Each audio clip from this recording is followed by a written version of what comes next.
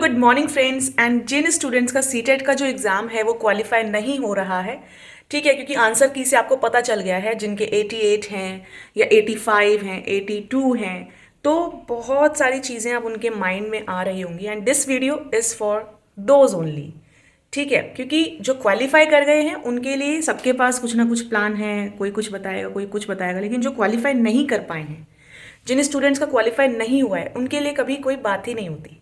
ठीक है, ये ऐसा है कि सक्सेसफुल जो हो गया उसके लिए सब लोग बात कर रहे हैं, सब लोग तालियां बजा रहे हैं, लेकिन जो सक्सेसफुल नहीं हुआ है उसके लिए क्या, उसके लिए कौन बताएगा कि अब वो लोग क्या करें। ठीक है, तो सबसे पहली बात, आपको बिल्कुल भी दिल छोटा करना ही नहीं है। डोंट गेट डिसहार्टेंड, क्योंकि इस टाइम पे क्या होगा, अभी तो आपका रिजल्ट नहीं आया है, क्योंकि जिन लोगों के 89 मार्क्स हैं वो लोग वेट करेंगे, क्योंकि हो सकता है एक, मैक्सिमम मुझे लग रहा है दो, एक नंबर भी बढ़ जाए बहुत बड़ी बात है, क्योंकि बढ़ते हैं बट बहुत कम ऐसा होता है, क्योंकि अब आंसर शीट में ही जब इतनी मिस्टेक्स हैं तो we can expect for the best कि भाई 1 से 2 नंबर बढ़ जाएं। तो जिनके 88 या 89 है, रिजल्ट का वेट आराम से करिए। ठीक है, अब होगा ये कि देखो, एक तो ना दोनों केस के सिनेरियोज को लेके चला करो, बेस्ट केस सिनेरियो और वर्स्ट केस सिनेरियो, आप दोनों के लिए ही तैयार रहो। बेस्ट केस सिनेरियो क्या हो सकता है कि आपके 89 अभी आ रहे हैं और आपका जब रिजल्ट आए तो 1 मार्क्स बढ़ के आप लोग क्वालिफाई कर जाओ, उस वो हो गया आपका बेस्ट केस कि हाँ चलो क्वालिफाई हो गया। लेकिन वर्स्ट केस क्या रहेगा कि नहीं बढ़ा मार्क्स, नहीं बढ़े मार्क्स तो क्वालिफाई नहीं हुआ। अब क्या, अब क्या करेंगे? तो जिनका क्वालिफाई नहीं हुआ है अब वो लोग क्या करेंगे? अब आप सभी को पता है कि भाई इसका एग्ज़ाम हर 6 मंथ्स में होता है, तो आपको पहले तो अपनी गलतियों को एनालाइज करना होगा। ठीक है, ध्यान से सुनना, थोड़ा सा पेशेंस रखना है, ऐसा मत करना कि एकदम से गलतियों को एनालाइज करना होगा, ये तो हमें ही पता है, और स्किप करके भाग जाओ। एक सेकंड सुनो, थोड़ा सा पेशेंस रख के, कि गलतियों को एनालाइज करके दोबारा अच्छे से तैयारी करके आपको एग्ज़ाम देना है।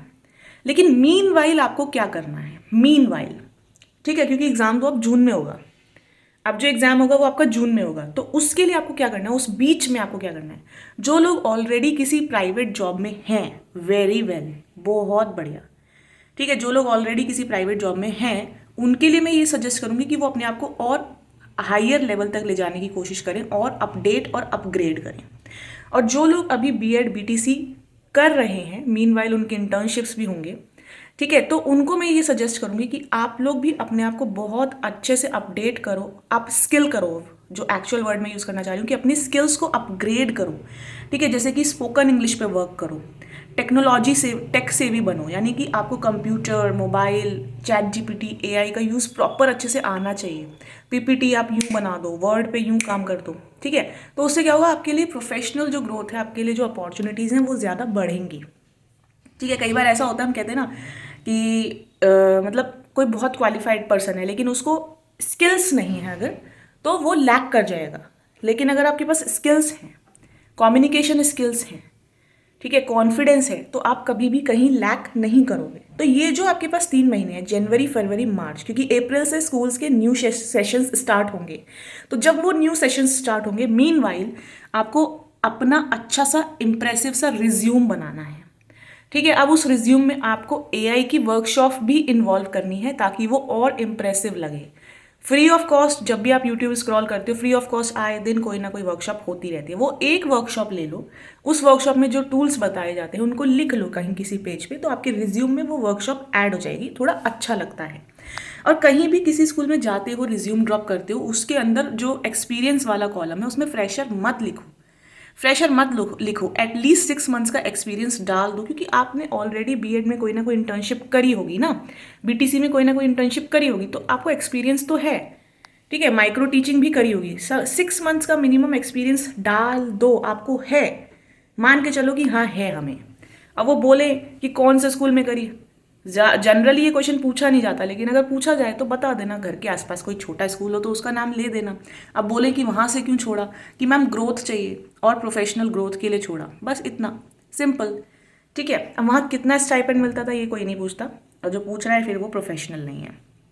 ठीक है, फिर अपनी जो स्किल्स हैं उनको दिखाना स्टार्ट करो, वो आधे से ज़्यादा आपको इंटरव्यू के टाइम में ही जज कर लेंगे और उससे भी ज़्यादा आपको डेमो के टाइम में जज कर लेंगे।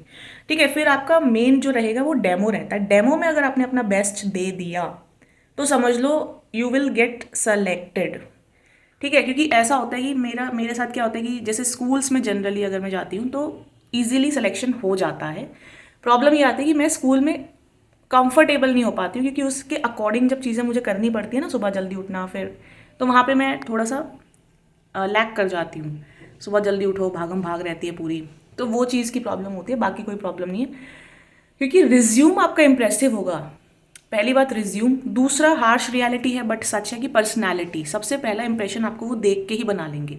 ठीक है, तो अच्छे बिल्कुल हाइजेनिक लगने चाहिए, साफ सुथरे कपड़े, बहुत ब्रांडेड ना हो, बहुत महंगे ना हो, चलेगा, लेकिन साफ सुथरे हों, अच्छे बाल एकदम साफ सुथरे से कॉम्ब किए हुए लगने चाहिए कि हाँ भाई पर्सनैलिटी तो है।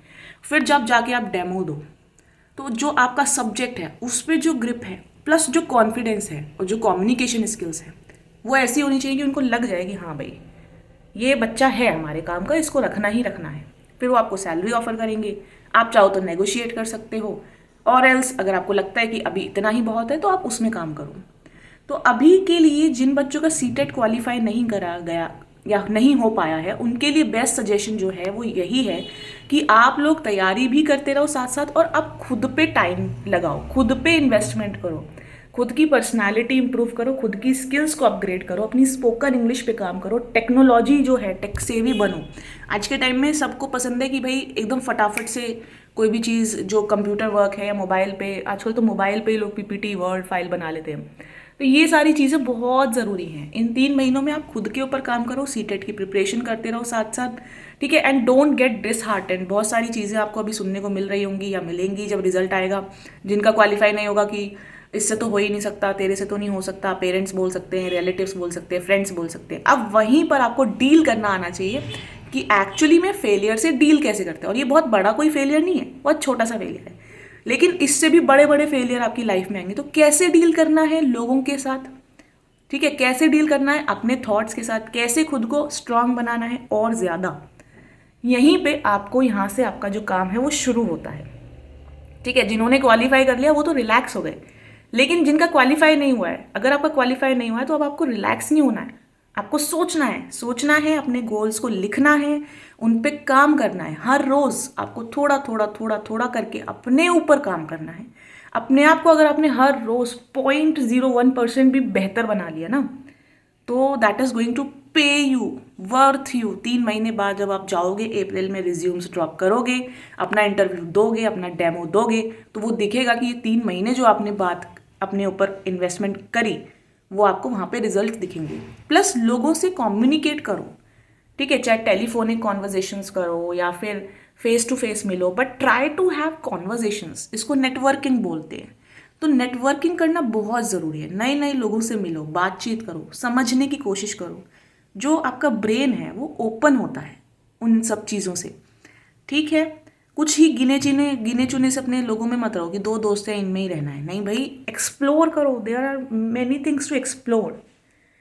ठीक है, सो डोंट गेट डिसहार्टेंड, और बहुत ही स्ट्रांगली फर्मली आपको इन सब चीज़ों को मैनेज करना है। जिनका फर्स्ट अटेम्प्ट था, सेकेंड अटेम्प्ट देंगे, जिनके मल्टीपल अटेम्प्ट्स हो चुके हैं, डोंट गेट डिसहार्टेंड अगेन।